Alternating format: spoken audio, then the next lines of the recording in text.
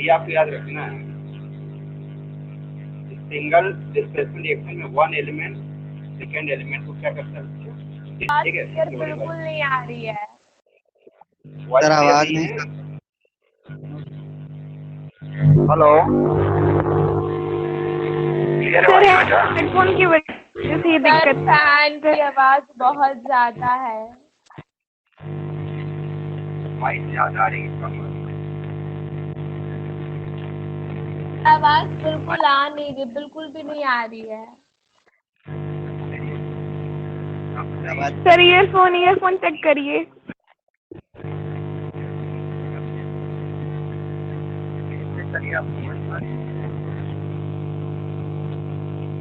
नहीं सर, बिल्कुल नहीं आ रही है।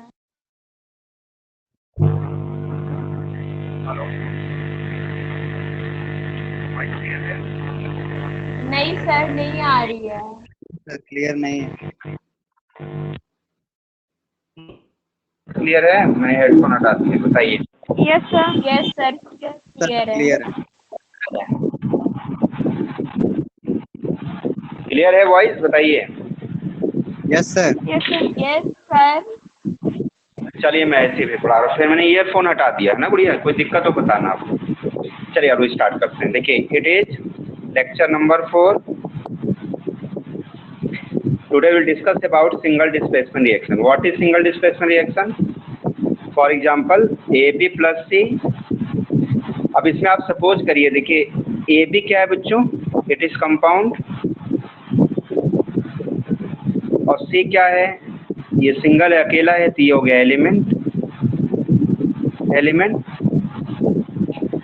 देखिए सिंगल डिस्प्लेसमेंट रिएक्शन में क्या होता है कि जो एलिमेंट मोर रिएक्टिव होता है बेटा, वो लेस रिएक्टिव को डिस्प्लेस कर देता है। जरा ध्यान दीजिएगा, जैसे हमने लिखा है केस नंबर फर्स्ट। ये C जो एलिमेंट है, C के प्लेस पे, C क्या है, C is more reactive then A। Suppose कर लीजिए, मान लेते हैं C जो है ये स्ट्रॉन्गर है, इसके पास ताकत ज़्यादा है, और जो A है इसके पास क्या है, कम है, मतलब लेस रिएक्टिव है। ठीक है, लेस रिएक्टिव। तब आप बताइए, इन दोनों में C मोर रिएक्टिव है और A क्या है, लेस रिएक्टिव है, तो C क्या करेगा, A के प्लेस पे चला जाएगा, और A किसके प्लेस पे चला जाएगा, C के प्लेस पर। तो किसने किसको डिस्प्लेस किया बताइए आप लोग? C ने A को डिस्प्लेस किया कि A ने C को? C ने।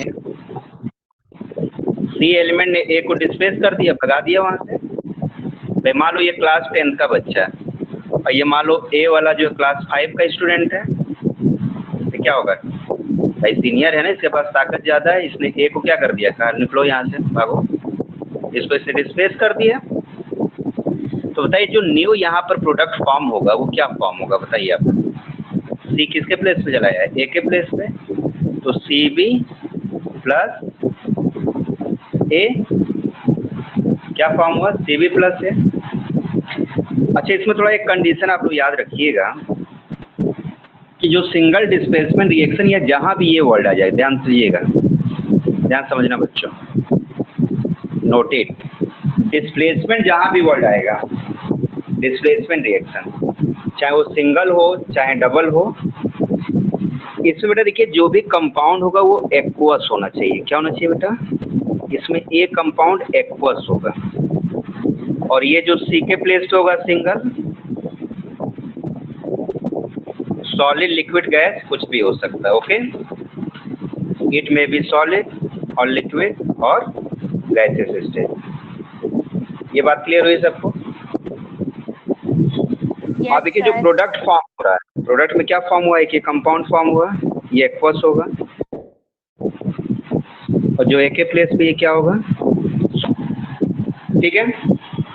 ये थोड़ा सा आपको बात याद रखनी पड़ेगी कि सिंगल डिस्प्लेसमेंट रिएक्शन में एक कंपाउंड जो होगा वो एक्वस होगा, जो सिंगल होगा वो सॉलिड भी हो सकता है, लिक्विड गैस, डिपेंड करेगा कैसा है वो, और जो यहाँ बनेगा वो सॉल्यूशन होगा, एक्वस होगा, और ये सॉलिड लिक्विड गैस में से कुछ भी हो सकता है।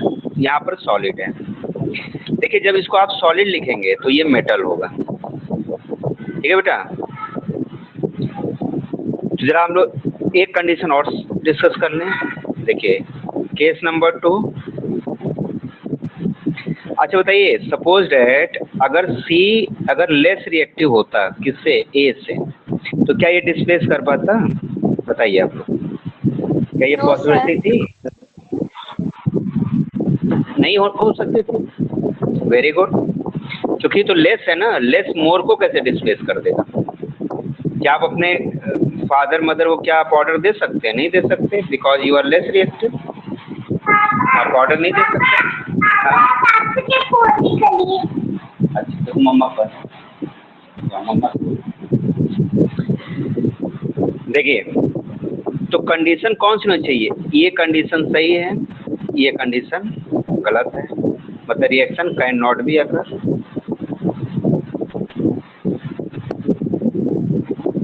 इसमें क्या होगा? Reaction occur. इसको बेटा थोड़ा सा आप लोग नोट रखिएगा कि हमेशा जो सिंगल एलिमेंट होगा उसका मोर रिएक्टिव होना क्या है, जरूरी है। Okay, must be more reactive than A. अब मैं एक एग्जांपल यहाँ लिख रहा हूँ, जरा ध्यान से बताइएगा आप लोग। जैसे आपने लिखा CuSO4 प्लस Zn, बताइए प्रोडक्ट क्या फॉर्म होगा? बताइए what is the product? Zinc sulphate ZnSO4 plus, बताइए Zn कहाँ चला है? Cu के प्लेस पे, और Cu बेटा कहाँ डिस्प्लेस हो गया? Zn के प्लेस पे। देखिए ध्यान से, A कहाँ चला जाता है? C के प्लेस पे। C कहाँ चला आता है? A के प्लेस पे। देखिए C A के प्लेस पे, A C के प्लेस पे। तो A के प्लेस पे कौन सा यहाँ एलिमेंट है बताइए? कॉपर है। B के प्लेस पे कौन सा यहाँ पर है? CuSO4 है, ठीक है ना बेटा। A के प्लेस पे कॉपर, और B के प्लेस पे सल्फेट है SO, और C के प्लेस पे कौन है? Zn है। तो पहले हमको ये चेक करना पड़ेगा कि इसमें कंडीशन कौन सी फॉलो हो रही है। तो अभी मैं आपको रिएक्टिविटी सीरीज बताऊंगा। तो Zn बेटा जो होता है ना, Zn ये मोर रिएक्टिव होता है किससे? कॉपर से। Zn is more reactive than copper,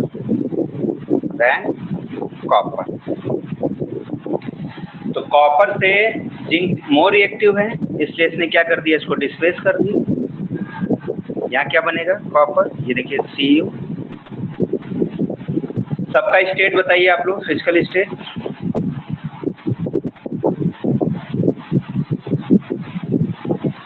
physical state बताइए, ये CuSO4 किस स्टेट में? एक्वस होगा। Very good, it is aqueous. Zn का स्टेट बताइए। सॉलिड होगा। ये जो बन रहा है इधर ZnSO4 जिंक सल्फेट, एक्वस। क्या होगा? सॉलिड होगा। ओके, सॉलिड होगा। अच्छा एक एग्जांपल और हम लोग लिखते हैं, फिर इसकी डिफिनीशन वो लिखते हैं, देन डिफाइन करेंगे इसे। बताइए example number 2।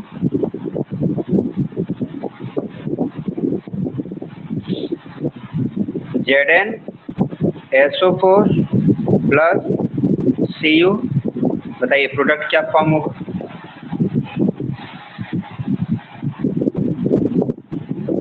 Reaction cannot be occur. Reaction cannot be नहीं occur. होगा Why? sir. Yes sir. Sir, because zinc is more reactive than copper. Very good. क्यों बेटा, क्लियर हो रहा सब? तो मेन आपको देखिए ध्यान दीजिएगा, इस कंडीशन को चेक करना है कि C हमेशा must be more reactive then A होना चाहिए, तभी रिएक्शन अकर होगा। अब यार ध्यान दीजिए, देखिए जिंक मोर रिएक्टिव है, कॉपर क्या लेस है। तो हमको सिर्फ चेक किसको करना, जो अकेला पड़ा हो। देखो यहाँ कॉपर को चेक करना था, यहाँ जिंक को चेक करना था, तो ये मोर रिएक्टिव होना चाहिए, ध्यान दीजिएगा। लेकिन यहाँ ध्यान दीजिए, कॉपर कैसा है? लेस रिएक्टिव है, किससे है? Zn से।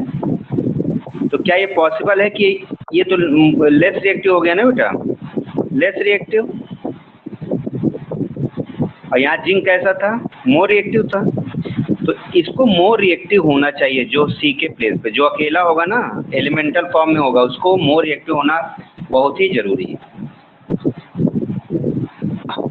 ओके, रिएक्शन नहीं होगा, यहाँ लिखेंगे रिएक्शन डज नॉट अकर, यहाँ लिख देंगे क्या, रिएक्शन मतलब डिस्प्लेसमेंट रिएक्शन,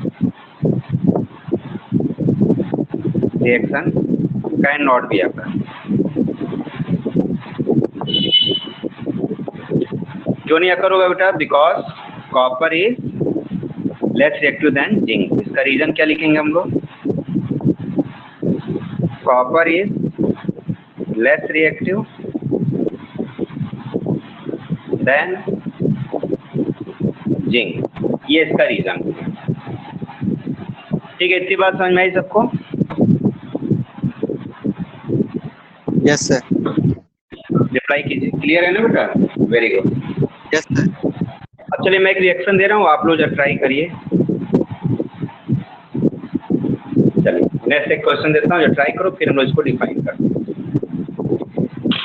इसमें देखिए रिएक्शन में स्टेट जरूर लिखिए, स्टेट में भूल जाता हूँ। देखिए इसका स्टेट लिखिएगा आप लोग एक्वस, कॉपर क्या लिखेंगे, सॉलिड, ठीक है ना?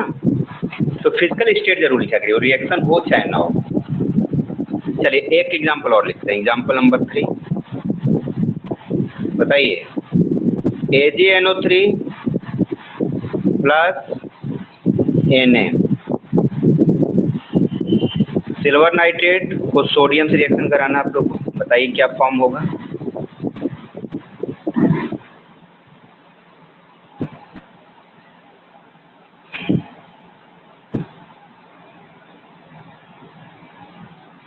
रिप्लाई कीजिए।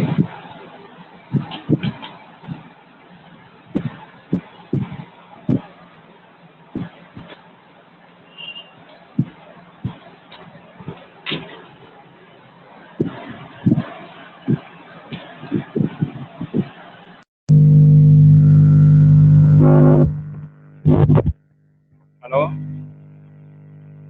वॉइस क्लियर है बच्चों? एक बार रिप्लाई करिएगा। Yes sir. वॉइस आ रही है?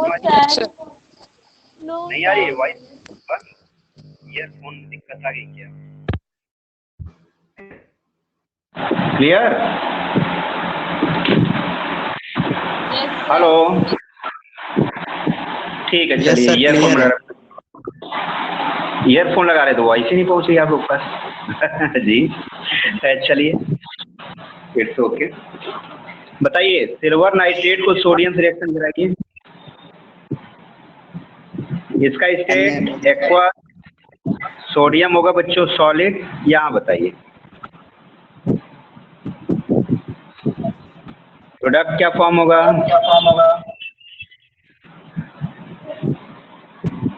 थोड़ा तेज बोलिएगा क्योंकि आपकी वॉइस अब हमें नहीं सुनाई दे रही।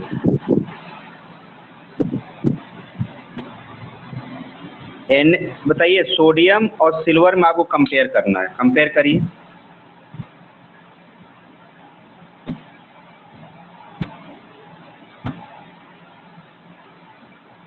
विच इज मोर रिएक्टिव, बताओ बेटा। सोडियम मोर रिएक्टिव है कि silver? Sodium. Sodium more reactive है, रिएक्शन तो होगा ना भाई, इसको मोर रिएक्टिव होना चाहिए। मोर रिएक्टिव सही तो है, ये मोर रिएक्टिव है, लेस है। तो प्रोडक्ट क्या बनेगा बताइए। Na का प्लेस हो जाएगा सिल्वर पे और सिल्वर का प्लेस हो जाएगा NaNO3 plus Ag। Very good, NaNO3 aqueous plus Ag। Okay बेटा, तो देखिए इसको हम बोलते हैं सिंगल डिस्प्लेसमेंट रिएक्शन। तो थोड़ा बहुत कॉन्सेप्ट क्लियर हुआ होगा कि होता क्या है सिंगल डिस्प्लेसमेंट। अब आइए मुझे इसको डिफिनीशन लिखते हैं, इसको डिफाइन करते हैं कि क्या होता है ये सिंगल डिस्प्लेसमेंट रिएक्शन। चलिए बताइए इसका डिफिनीशन क्या होगा बच्चों। What is the definition of single displacement reaction? Define कीजिए। When atom of a group of atom is replaced by another atom of a group group of atom is chemical reaction is called displacement reaction. हाँ ठीक है, good, बिल्कुल सही बताया। देखिए those chemical reaction, note कर लीजिए, those chemical reaction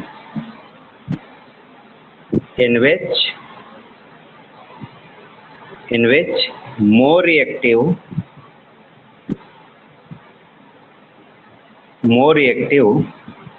element displaces less reactive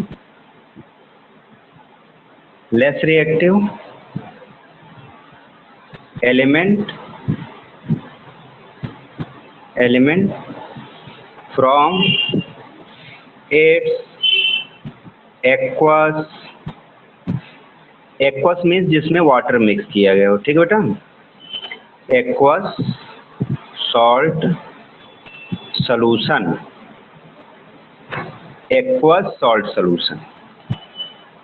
ठीक है, नोट डाउन कीजिए आप लोग।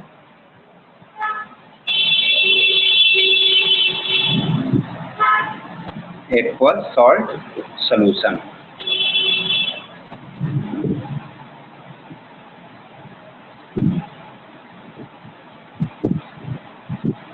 Okay done. देखिए यहाँ पे लिखा है कि those chemical reaction in which more reactive element. अच्छा, एलिमेंट का मीनिंग जरा समझिए आप लोग। देखिए एलिमेंट का मतलब होता है metal and non metal. Metal या नॉन मेटल को बेटा हम लोग एलिमेंट कहते हैं केमिस्ट्री में, ठीक है। और सबसे इसमें मस्ट कंडीशन क्या होना चाहिए, एक्वस सॉल्ट सोल्यूशन, इसको अंडरलाइन कर लीजिएगा, एक्वस सॉल्ट सोल्यूशन। अब ये सॉल्ट क्या होता है ध्यान समझिएगा जरा। सॉल्ट कैसे आप पहचानेंगे कि सॉल्ट है, बता सकते हैं? सॉल्ट कैसे पता चला कि वो सॉल्ट है, कैसे आप बताएंगे it is salt?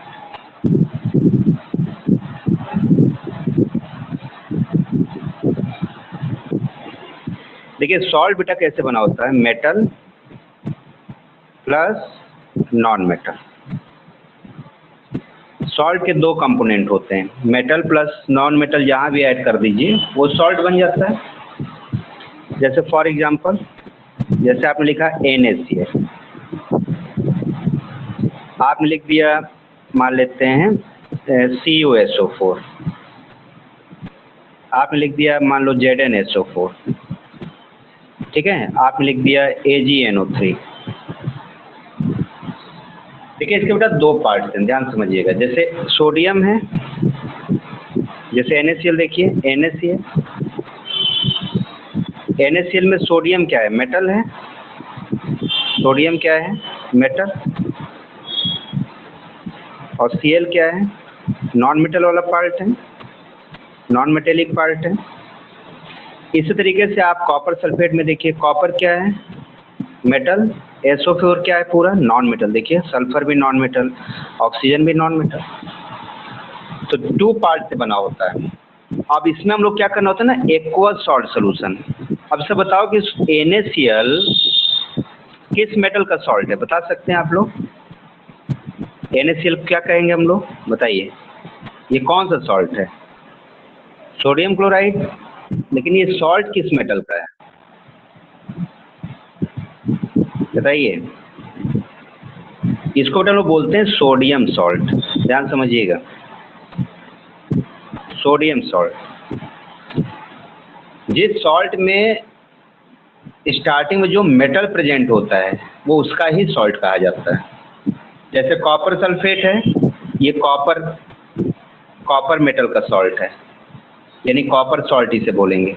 Zinc sulphate क्या बोलेंगे, जिंक सॉल्ट। सिल्वर नाइट्रेट क्या बोलेंगे, सिल्वर सॉल्ट। और सोडियम क्लोराइड क्या बोलेंगे, सोडियम सॉल्ट। ये बात क्लियर हो रही कि नहीं, बताइए, रिप्लाई करिए। Yes sir.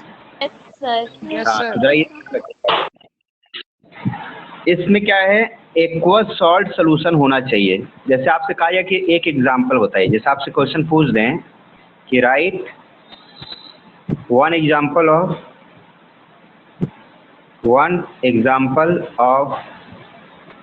aqueous salt solution of dash. Number 1 sodium, second मान लीजिए कॉपर, थर्ड आपसे पूछा जाए जिंक। तो क्या लिखेंगे एग्जाम्पल बताइए आप लोग। एक्वस सॉल्ट सोल्यूशन का एक एक एग्जाम्पल बताना, एक सोडियम का, एक कॉपर का, एक जिंक का। एक्वस सॉल्ट सोल्यूशन होना चाहिए, बताइए कैसे लिखेंगे। Sodium chloride. इसका क्या होगा एग्जाम्पल, NaCl। कॉपर क्या होगा, कॉपर सल्फेट। Copper sulphate. और भी तो हो सकता है, ये जरूरी कि NaCl ही हो, और भी तो हो सकते हैं। NaCl हो सकता है, सोडियम हाइड्रोक्साइड। NaNO3 हो सकता है। बात समझ में आ रही है। तो बहुत सारे NaOH। NaOH नहीं होगा, NaOH yes sir. NaOH base है, जिसके लास्ट में OH आता है वो बेस होते हैं ना।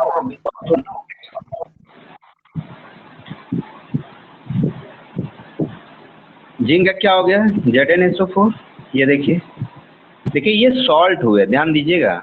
हमने क्या पूछा आपसे, एक्वस सॉल्ट सोल्यूशन। तो सब में बेटा क्या करेंगे, वाटर मिलाइए। ये देखिए एक्वस एक्वस एक्वस। देखिए अब एग्जाम्पल हुआ, जब तक आप वाटर नहीं मिलाएंगे तब तक वो एक्वस सॉल्ट सोल्यूशन नहीं कहा जाएगा, सिर्फ कहा जाएगा salt.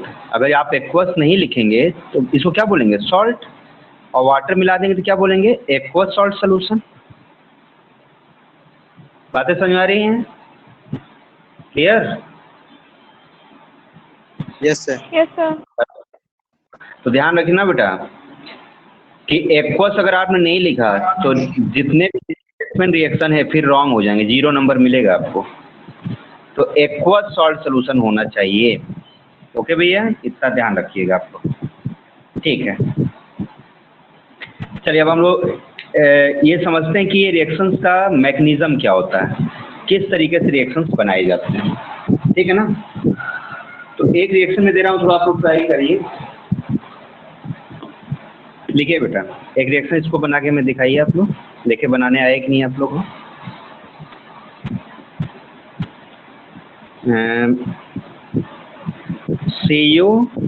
CuSO4 plus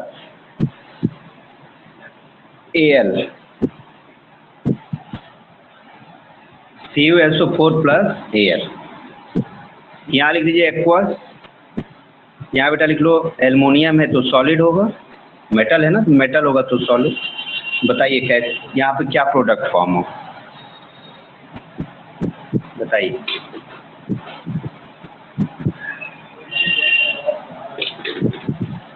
sir AlSO4। Al sir AlSO4 plus Cu। Sir AlSO4 plus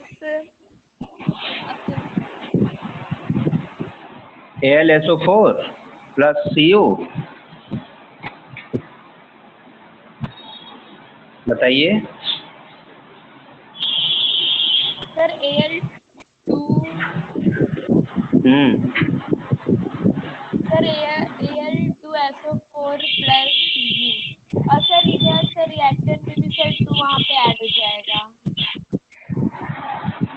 अच्छा तो यहाँ क्या लिखे गुड़िया, हमें बताइए बेटा क्या लिखे यहाँ प्रोडक्ट। Sir Al2SO4। हाँ Al2SO4 अब प्लस कॉपर ना भाई। Al मोर रिएक्टिव है ना, पहले चेक कर लीजिए, Al मोर रिएक्टिव होता है, ठीक है ना। ये Al क्या है, मोर रिएक्टिव है, मतलब रिएक्शन होगा, इतना तो कंफर्म है भाई। इसको मोर रिएक्टिव होना चाहिए, मोर रिएक्टिव होता है कॉपर से। Aluminium is more reactive than copper, ये फिक्स है। तो Al चला जाएगा कॉपर के प्लेस पे और कॉपर चला जाएगा कहाँ पे, एल्युमिनियम के प्लेस पे। तो बनना चाहिए क्या, AlSO4 प्लस Cu, यही तो होना चाहिए। सही है रिएक्शन? बताइए, रिप्लाई करिए आप लोग। बेटा रिएक्शन गलत है। देखिए रिएक्शन तो ठीक है आप बनाइए कि डिस्प्लेस तो होगा, लेकिन ऐसा नहीं कि बस इसको उठाया यहाँ रख दिया, इसको उठा के यहाँ रख दिया, ऐसा नहीं। भाई क्लास 10th में तो कुछ रूल्स रेगुलेशंस भी तो फॉलो करने पड़ेंगे। तो इसका थोड़ा सा आप लोग मैकेनिज्म समझिए कि ये इसका रिएक्शन मैकेनिज्म क्या है। रिएक्शन मैकेनिज्म, रिएक्शन कैसे बनाते हैं, ध्यान सुनिए बेटा। सबसे पहले ये जो प्रोडक्ट है ना, ये जो कंपाउंड है, इसको पहले ब्रेक करिए आप लोग। ये देखिए, ये ब्रेक किया, इसमें 2 पार्ट्स है, Cu एंड SO4। बताइए किसी एक का चार्ज बताइए हमें, चाहे कॉपर का बताइए चाहे SO4 का बताइए, किसी एक का बताइए आप।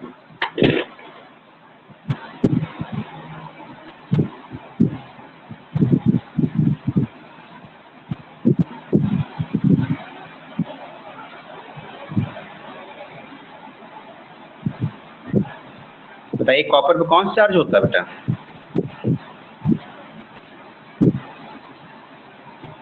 +2। कौन सा चार्ज होता है? +2। तो सल्फेट पे कौन सा चार्ज होगा बताइए? जब कंपाउंड ब्रेक होता है तो इक्वल एंड अपोजिट चार्जेस बेटा रिलीज होते हैं। हमारी वॉइस आप लोग क्लियर हो रही है? -2। ये देखिए, तो आप लोग एक चीज याद करिए, each compound containing equal and opposite charges. अगर एक पे पता होगा ना, एक पार्ट पे, तो सेकेंड पार्ट अपने आप पता चल जाएगा। आप कुछ बहुत टेंशन लेने की जरूरत नहीं है। इस पर 2+ है तो इस पर 2- होगा बेटा, निगेटिव होगा। अच्छा एल्युमिनियम में बताइए कौन चार्ज है? एल्युमिनियम पे चार्ज बताइए। तो +3। 3+। +3। अब रिएक्शन बनाइए, इसको इसमें ऐड कर दीजिए, देखिए क्या बन रहा है रिएक्शन।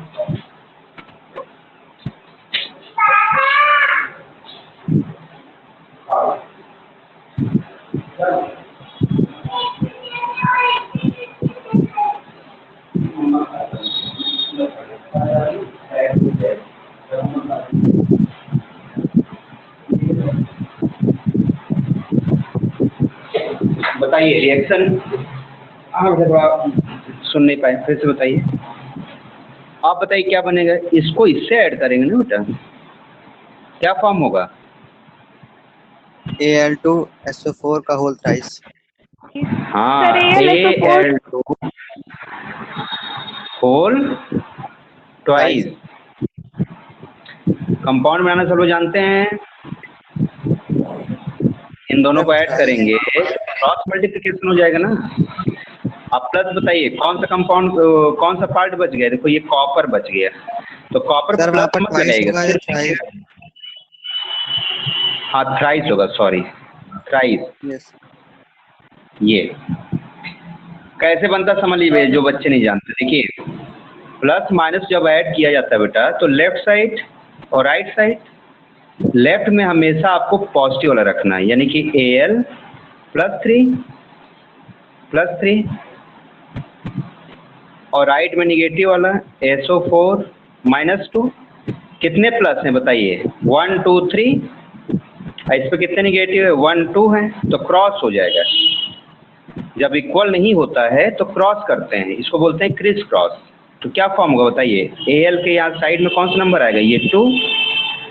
और SO4 क्या है? ग्रुप में है, तो ग्रुप के लिए बेटा हम लोग ब्रैकेट का यूज करते हैं। SO4 होल, ये 1 2 3 जो लिखा है यहाँ पर चार्ज लिख दीजिए। ये बात समझ में आ गई? इसके जो 2 निगेटिव है, 2 डिजिट के फॉर्म में यहाँ पर लिखा जाएगा, Al के बगल में यहाँ नीचे Al2। और ये ग्रुप में है ना, Al ग्रुप में नहीं है, ग्रुप ये तो अकेला आइटम है। जब सिंगल होगा तो ब्रैकेट नहीं लगेगा, ग्रुप में होगा जिसे रेडिकल बोलते हैं, ग्रुप मतलब रेडिकल, रेडिकल होगा तो आप ब्रैकेट का यूज करके तब यहाँ पे ये 1 2 3 लिखेंगे। बातें समझ में आई? तो रेडिकल का मीनिंग होता है group of atoms having charge, ये चार्ज बोला जाता है। -2 क्या है? चार्ज है। और ये क्या है? सिर्फ एटम है। इसको आयंस बोल, सिंपल लैंग्वेज में क्या बोलते हैं? आयंस। और इसको बोलते हैं रेडिकल। तो रेडिकल जो ग्रुप वाले होते हैं उसमें ब्रैकेट का आप यूज करिएगा, स्मॉल ब्रैकेट का। बताइए क्लियर हुआ सबको भैया? Any problem? No sir. Clear हो गया कैसे रिएक्शन बनाना है?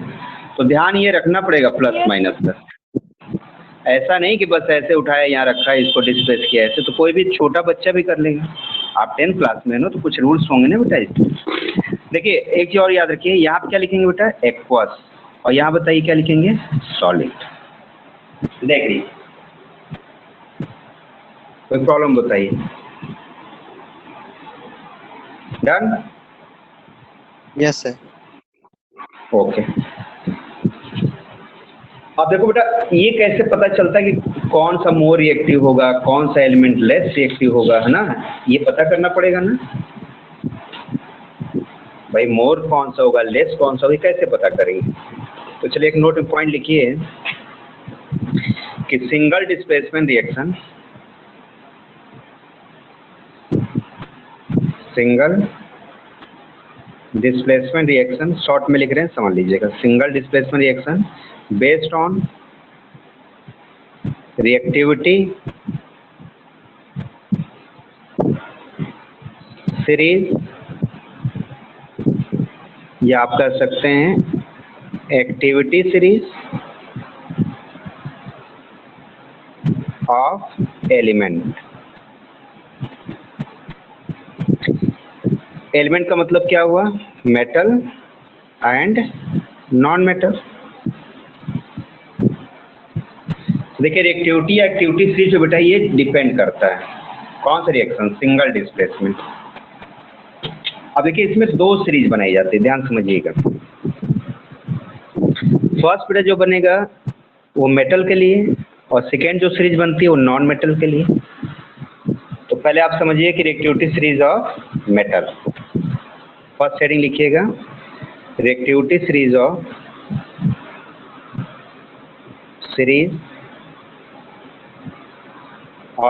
मेटल।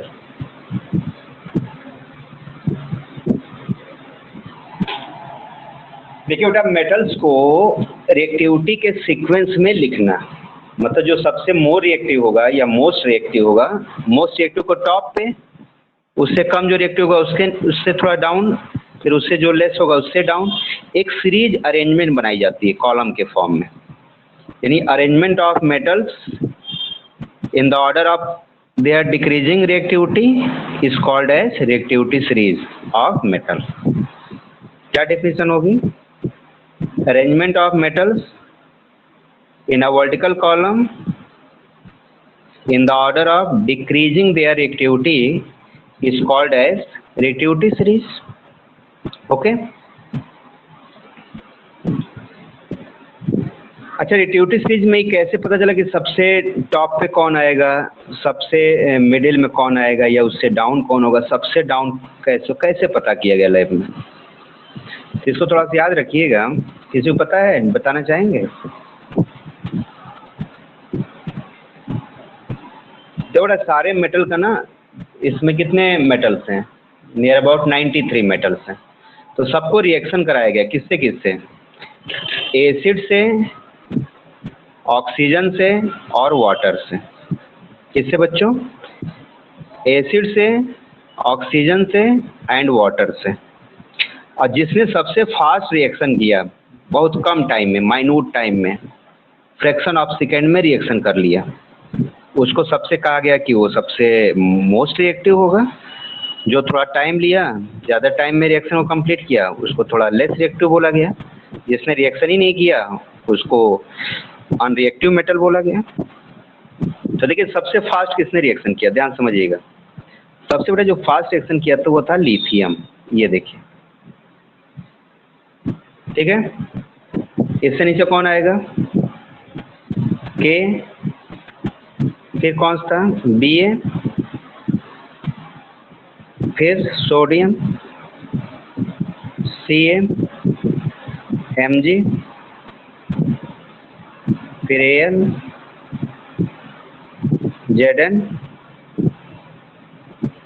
Fe, Sn, लिखते चलिएगा सीरीज, Pb,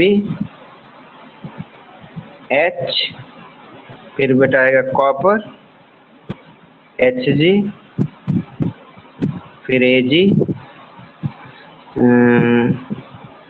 फिर बेटा होगा Au, फिर लास्ट में आएगा Pt। देखिए इतने आपको मेटल्स याद रखने हैं। देखिए सारे मेटल्स नहीं, ध्यान दीजिएगा 93 मेटल्स होते हैं, लेकिन इतना आपको याद रखना पड़ेगा। रिप्लाई करिए, हमारी वॉइस क्लियर हो रही है कि नहीं? Yes sir. Very good. तो बताइए सबसे मोस्ट रिएक्टिव मेटल कौन सा है, जो ऑक्सीजन से, एसिड से और वाटर से सबसे तेजी से रिएक्शन करता है, सबसे फास्टेस्ट रिएक्शन? लिथियम होगा। लिथियम। लेकिन देखिए आपको याद क्या रखना है, आपके सिलेबस के अकॉर्डिंग आपको याद रखना है कि पोटेशियम, ये आपको याद रखना कि ये मोस्ट रिएक्टिव।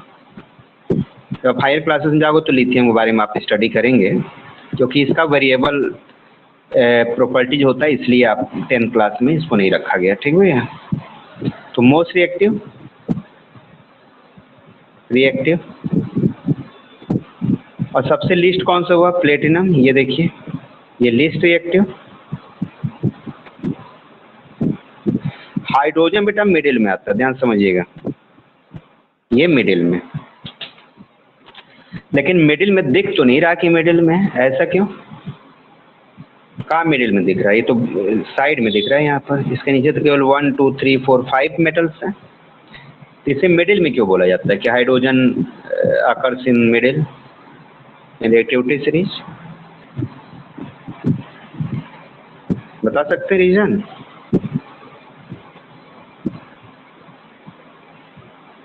बेटा सारे मेटल्स नहीं लिखे गए, ध्यान दीजिए, मेटल्स तो 93 होते हैं ना, जब सारे मेटल्स लिखेंगे तब ये मिडिल में आएगा।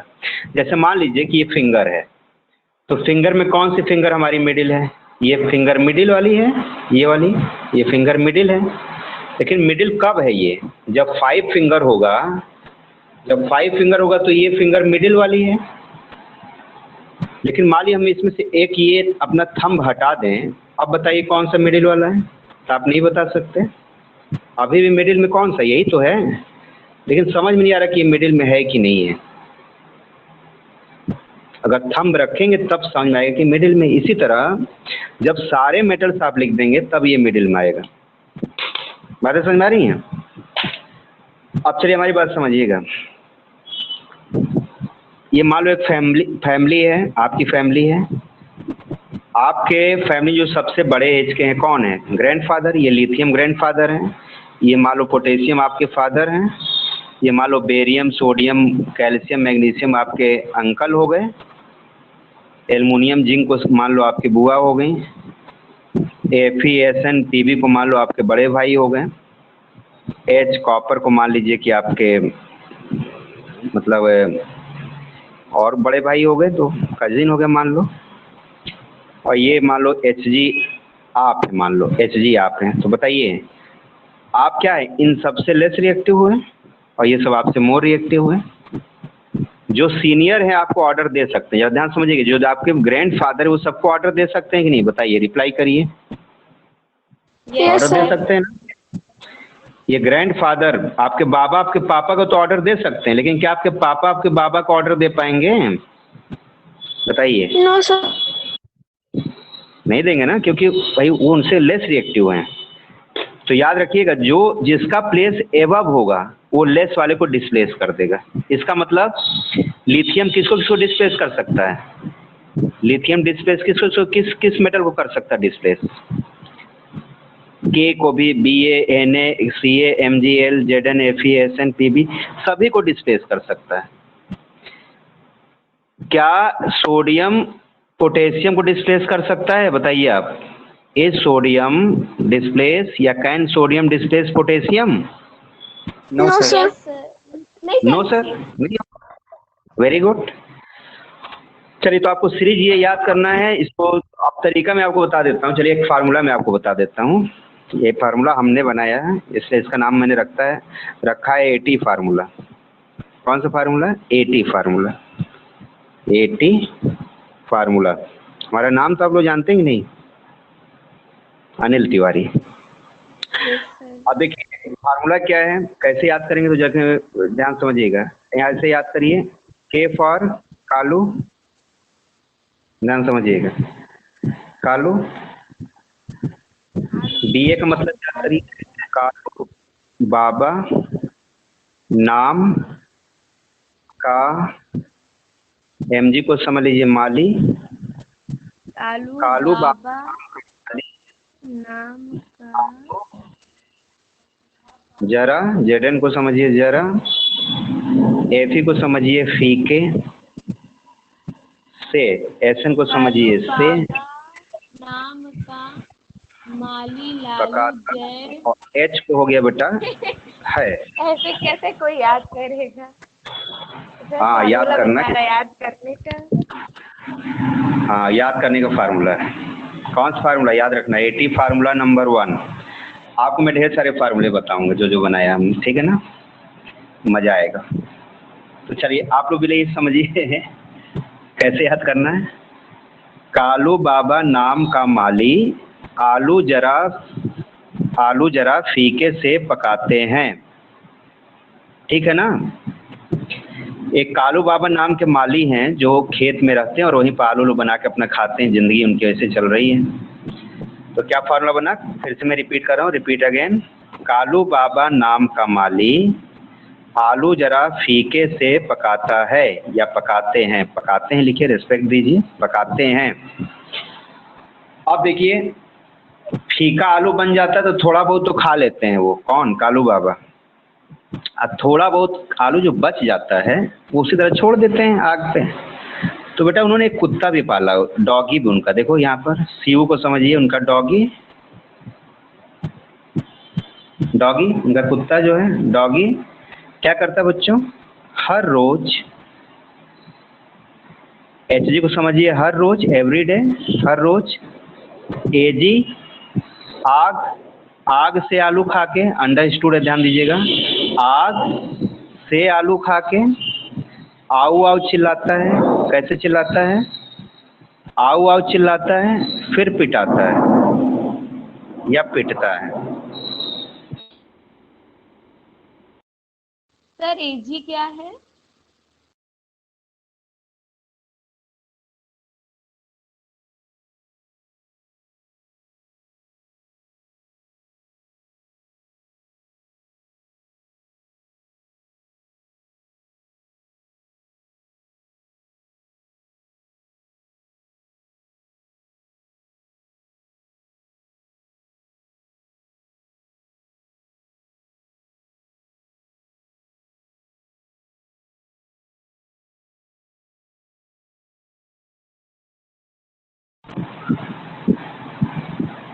हेलो, यस वॉइस क्लियर है? Yes sir. ठीक, ये याद हो गया कि नहीं सबको? LI आप लोग याद कर लीजिएगा, लिथियम यहाँ से याद करो। कालू बाबा नाम का माली आलू जरा फीके से पकाता है, उनका डॉगी यानी कुत्ता हर रोज आग से आलू खा के आऊ आऊ चिल्लाता है, फिर पिटाता है या पिटता है। अब यार ध्यान दीजिए, सबका चार्जेस में यही लिख देता हूँ, ध्यान समझिएगा। LI बेटा जो चार्ज होता है +1, ये साइड में लिखिएगा ऐसे। K का बेटा होता है +1, BA का होता है बेरियम जिसको बोलते हैं +2, सोडियम का बच्चे होता है +1, कैल्शियम का +2, Mg का +2, एल्युमिनियम का +3, Zn का +2, Fe का +2, Sn का +2, Pb का +2, H का +1, कॉपर का +2, ठीक है, Hg का +2, Ag का +1, एल्युमिनियम का +2 भी होता है और +3 भी होता है। तो आप +2 लिख लीजिए, प्लेटिनम का +3, एल्युमिनियम पे +2 भी होता है, +3 भी होता है, याद रखिएगा। इस तरफ प्लेटिनियम पे भी +2 भी होता है, +3 भी होता है। ये बात समझ में आई? नोट कीजिए। अब एक चीज थोड़ा इसमें और मेंशन कर लो बेटा। देखिए अप टू डाउन आने पे, ये देखिए ऐसे अप टू डाउन जब आप मूव करें तो रिएक्टिविटी डिक्रीज हो रही कि इंक्रीज हो रही, बताइए। डिक्रीज हो रही है। तो डिक्रीज हो रही है। डिक्रीज, यहाँ लिख लो बच्चों, decreasing order of reactivity. Note करिए, डिक्रीजिंग ऑर्डर ऑफ रिएक्टिविटी। मैंने शॉर्ट में लिखा, आप लोग लिख लीजिएगा, decreasing order of reactivity.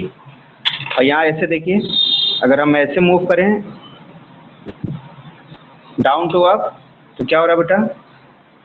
Increase हो रहा। तो नोट करिए, इंक्रीजिंग ऑर्डर ऑफ रिएक्टिविटी।